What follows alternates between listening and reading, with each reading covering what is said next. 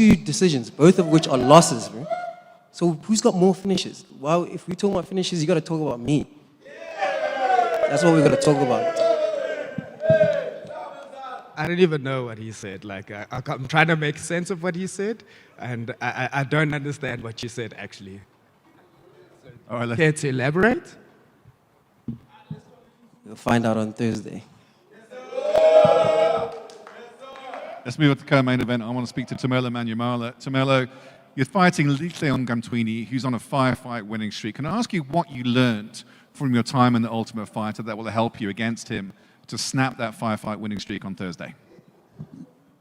I mean, I feel like we're going to see on Thursday what I've learned. But he's a good opponent. I have faced way higher level than him. Not counting him out, obviously, but I don't feel like it's going to be a difficult fight. Lihle, would you like to respond? He says he's not counting you out, but obviously he is.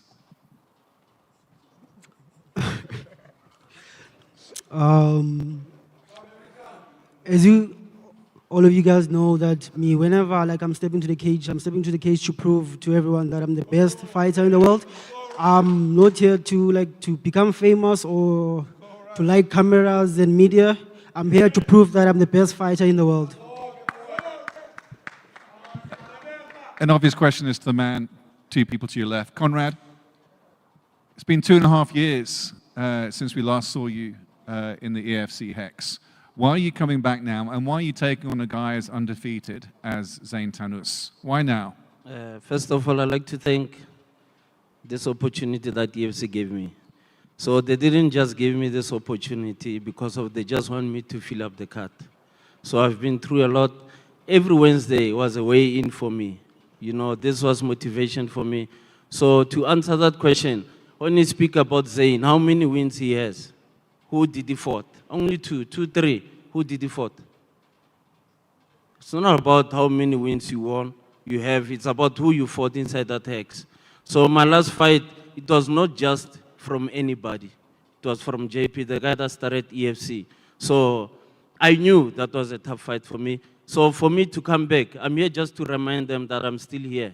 You know what I mean? I still have it, you know. So that's why AFC gave me this opportunity. They didn't just say, Conrad, go. The only matter that, you know, that was always is being a hard thing for me. It was making weight because I'm always in a, you know. But now EFC, we come up with a deal. You know what? I'm happy. I'll be on weight. 100% I'll be on weight. So I better he'll be ready. I'm so disappointed, so disrespectful of him not to come to press conference. Disrespect EFC, disrespect me. I'm not just anybody, I'm cage-wise. Then you will find out Thursday. I'm bringing the war today. I'm not just bringing a dog fight, I'm bringing a devil fight. I'm telling you, I promise you. I know he's young, but doesn't make any difference to me. I'm cage-wise. Can I just elaborate on the weight situation with CB? What we'd done is from the time we'd signed the fight, we'd asked him to do a weigh-in for us every Wednesday. So he sent us footage of him just jumping on the scale, just to help him manage where he was.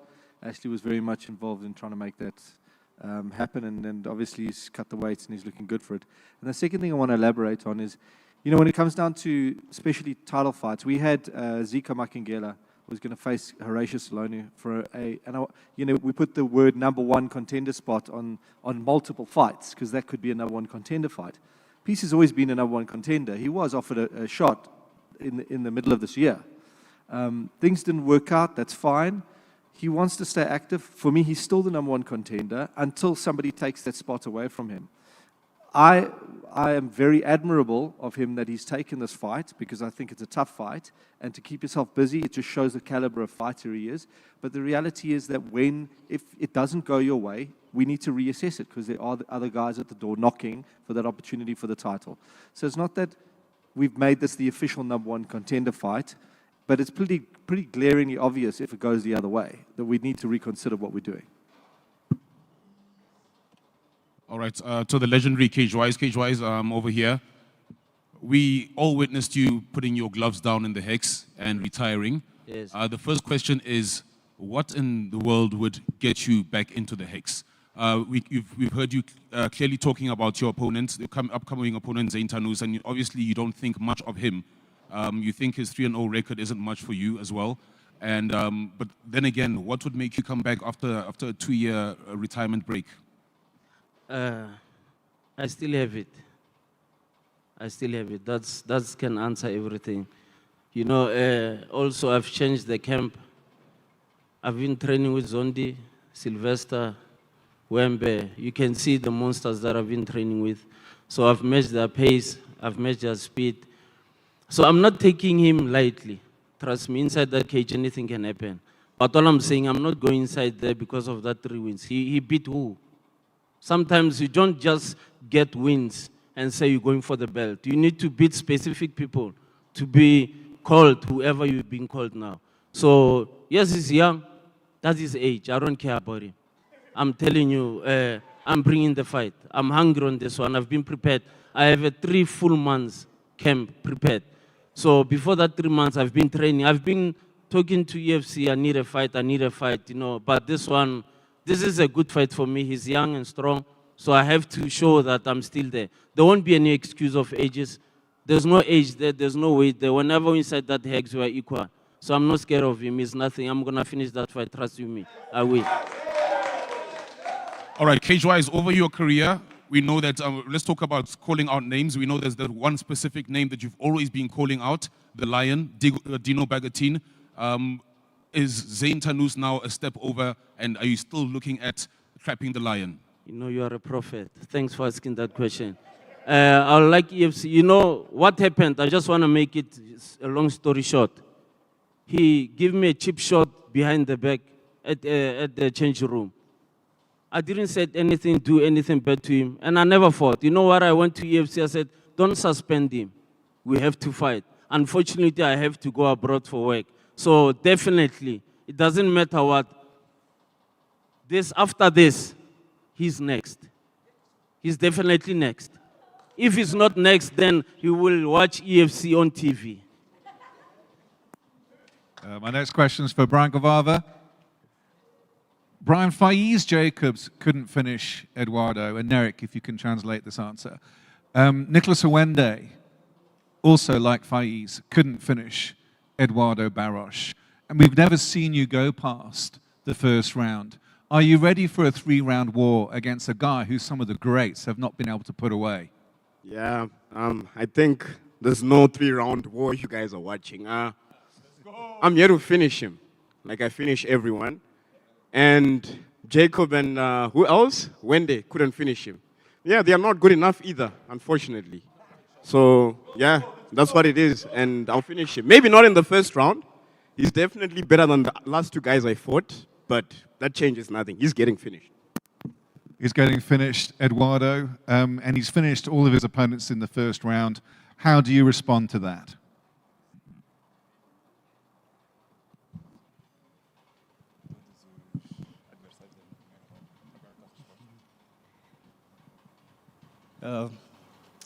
This is a new fighter. I have so much experience. You know who I am inside the cage, and wait for Thursday to watch me again. Thank you. Yeah, I don't know, man. You've been out for 2 years, brother. No man who's been out for 2 years is doing jack shit to me. I promise you that much. I've been here since the beginning of the year, building my name in the EFC. I've worked hard to be where I am right now. You're not taking it from me. I have been training 2 years and wait for this moment. And No one cares. No one cares if you've been training for 2 years. You haven't been fighting. Wait, For 2 years. wait. Yeah. Training is different. Wait for I'm this. coming to take your head off. Wait. This is not training. This is the fight. He's a baby.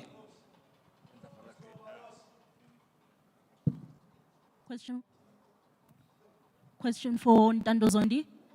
Ntando, in addition to, you know, the camp that you already have with Demar Pena, we've seen that you've been training with some new people, including the likes of Terence Balelo. Do you feel like that's going to give you an advantage going into Thursday? Yeah, of course. I think Terence obviously a high-level fighter, former EFC champion as well, so lots of respect for the guy. And I think for me, what makes me good, if I could say, is that I train. Do you want to answer for me? What makes me good is that I train with a lot of different people, a lot of different gyms. So I'm able to attain different skill sets from a lot of gyms. So I think with Terrence as well, coming into the camp, with Sylvester, with Zulu, with Creonche Gym, with Chris and Dylan and Edson, I'm more than comfortable in this fight, wherever the fight goes. Keeping with you, who exactly can we expect to see in your corner on Thursday night? Who do you want to see in my corner? You tell me, I'll put them in my corner. At the end of the day, whoever's in my corner, it doesn't really matter, I'm the one that's going to fight in there, I think Teo, I don't know what names I sent. I don't know what names I sent to Teo, so whoever wants to come in my corner, just jump in and then we'll get the job done regardless. Fern, we all know that you're a crowd puller whenever you're fighting, whenever you're in the Hex. And just talking about who you'd like in your corner, who is your dream celebrity performer that you'd like to walk you into the Hex? Like an artist? Yeah, like a performer, like a musical artist. Who is that even? So I don't know if you'll know, but I'd love to walk out to London Grammar. I love very soft, sentimental music. London Grammar. If we could just play Summertime Sadness, dude. It's already summer as well. And bang that song as well, or any Adele song. We could bang that song and I'll still get the job done. Whoever knew that the champion... Did you hear that, eh? Summertime Sadness. We could play that. I tell you, whatever song I sent you could switch it up, put on some Adele, you could put on some Summertime Sadness, Fagumaskan, Motanda, anything you want, I'm still going to get the job done. Zondi, I think you just displayed one of the reasons that you're such an attractive fighter is because it's not just in the Hex, but also on the mic as well. I just want to really quickly ask, what did Kakarot say to you that you said, do you want to speak for me? I don't know. I ask him. I don't know. That's why I just said if he wants to speak, he must. I don't know what he said. It doesn't matter. Honestly speaking. I promise you, it doesn't matter. At the end of the day, 4th of December, we're both going to be locked in there. Whoever I bring in my corner, whatever song I play, whatever song he plays, whoever he has in his corner won't do jack for him or me. Both of us are going to fight, we're going to go to war, and I know for a fact that I'm going to meet Tumelo in Cape Town, February 26th. Tumelo, question for you. So you recently became a father, congratulations. Yeah. Do you feel like that's motivating you more now to actually get the victory? Becoming a father changes your whole perspective on life and gives you so much motivation. I feel like I could be locked in the cage with a lion and I'll win, to be honest. That's how I'm feeling right now. And with all the experience I have, with all the people I train with, the great gym I train with, I'm unstoppable. And come Thursday, everyone's going to see. Graham, question for you. We're seeing Nathaniel Komana and Ngamtwini. They're on the same side right now, right? House of Tinkerbell, Pesfa. Should they defeat their opponents on Thursday night, are they ready and willing to fight each other in the finals? Yeah, I mean, that's something that we've considered. And to be brutally honest, I don't know. It's not that they could change their mind at the last minute, but that's up to them. That's why we've put them here. They wouldn't have accepted it if they didn't want to fight each other when it comes down to it. We know there's a relationship, but this is the game we're in. We're in the mixed martial arts game. Guys are friends in camps. They change camps. It's a reality, But when there's gold on the line, I think that was the metric for them. They were like, if there's gold there, we'll fight each other. And that's what's going to happen. Lihle, Ntando Zondi basically just said you're going to lose on Thursday. Does that motivate you? We want to find out Thursday. I have nothing I don't want to talk too much because I know I've been training hard, so I'm going to prove it Thursday night. Eduardo, in your last EFC fight, you beat Nathaniel Komana. What advice would you give to Ntando Zondi? Fala português.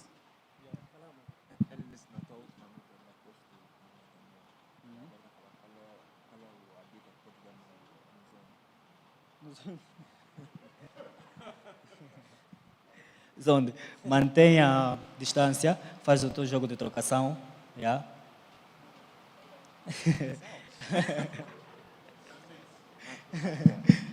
He said pretty much maintain the distance, then he starts laughing. Roger that. Obrigado. I've got a question for the Vice President.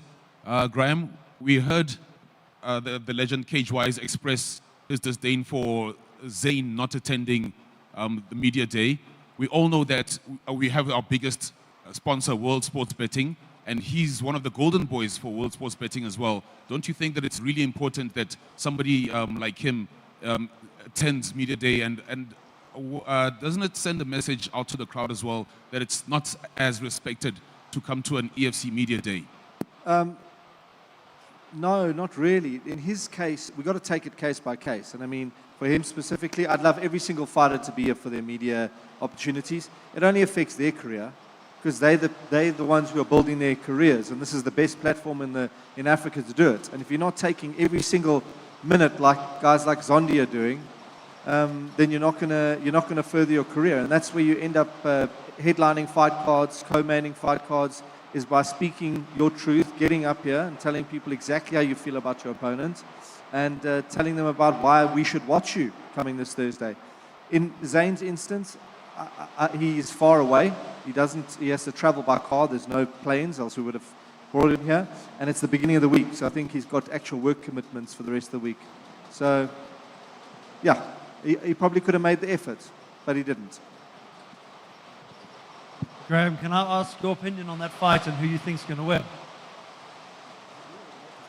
Between Conrad and Zayn?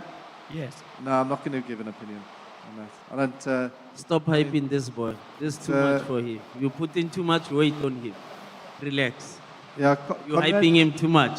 Conrad managed to deliver. He manages to deliver, which, you know, he always puts on a hell of a scrappy fight. And when he's motivated, it can be 10x. So I hope he does come to actually do that on Thursday night. Question for Brian Bababa. Brian, we saw you coming into the EFC through Contender Series. You didn't get a win in that one. You got a loss, but then after that, 2 consecutive fight win. Tell me your journey, seeing that the loss that you took was in your amateur. Officially, it was still in your amateur, but then the very next 2 fights were in your professional and their wins, which basically means that as a professional, you have a clean streak. Undefeated. Do you think that loss just before you came in as a professional worked for you? Because you know they say that a loss teaches you a lot. Did it catapult you into your professional 2-0 and possibly a 3-0 as well? It did. It really did. You see, during that time, I was training, but I was in a zone where I would eat what I wanted to eat. I would smoke cigarettes. I would smoke vapes. Before the JJ fight, the day before, I had like 5 cigarettes in a bong. So the first round, I knew I was always better skilled than him. But that's not all that counts. You need to train. You need to eat well. You need to keep things, out of your body, toxins. And after that loss, I just told myself, look, I'm going in 100%. I stopped smoking. I stopped a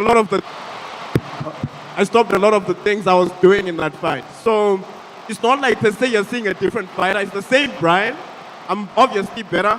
I'm just cleaner now. So my fitness is up. So you won't see me getting tired. I'm going to put him through hell. You'll see tomorrow. You'll see. I mean on Thursday. You'll see. All right. That concludes the EFC 130 pre-event press conference. Thank you very much for joining us. We're going to do some face-offs.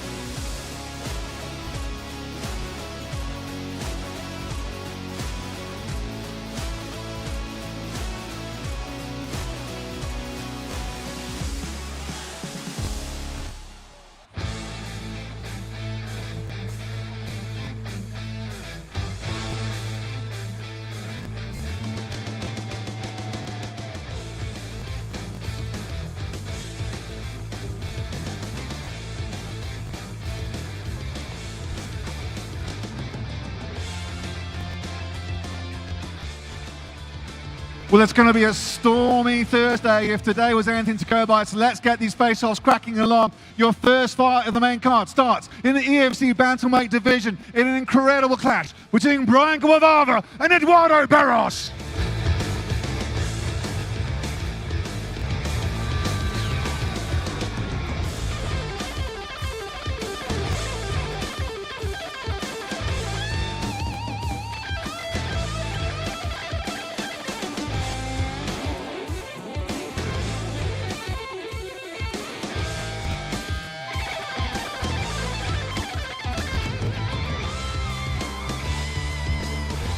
And in the welterweight division, the next fight is between Armando de Crescenzo and Peace X Ngapani.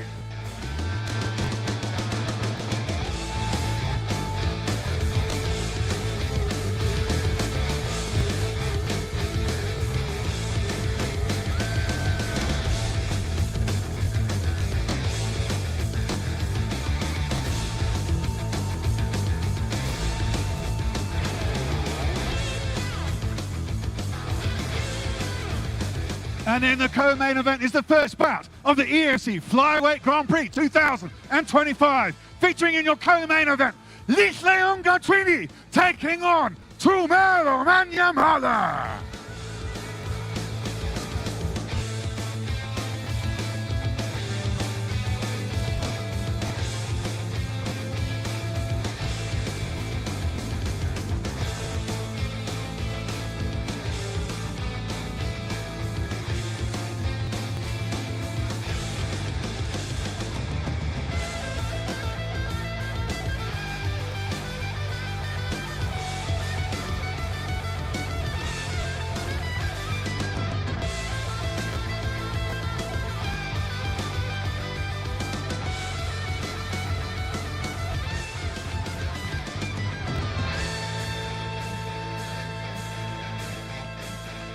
And then your main event on Thursday is the second bout in our Flyweight Grand Prix, featuring Nathaniel Kamana and Ntando Zondi.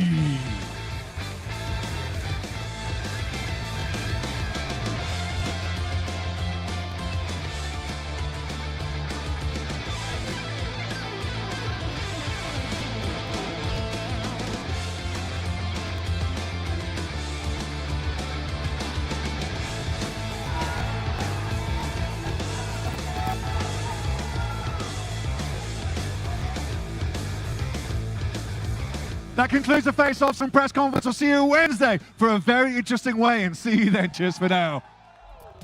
At EFC 130, with the White Lion having vacated his title to join EFC icons in Asia, a new breed of warriors converge to fight for his spot. The charismatic king, Ntando Zondi, meets the measured brutality of Nathaniel Kamana. Tumelo Manyamala, fresh from the Ultimate Fighter house, takes on the technical genius of Ngamtwini. In the division that has produced more global superstars than any other, a four-way Grand Prix will decide the next warriors to battle for the throne. At EFC 130, the hunt for the new flyweight global superstar is on.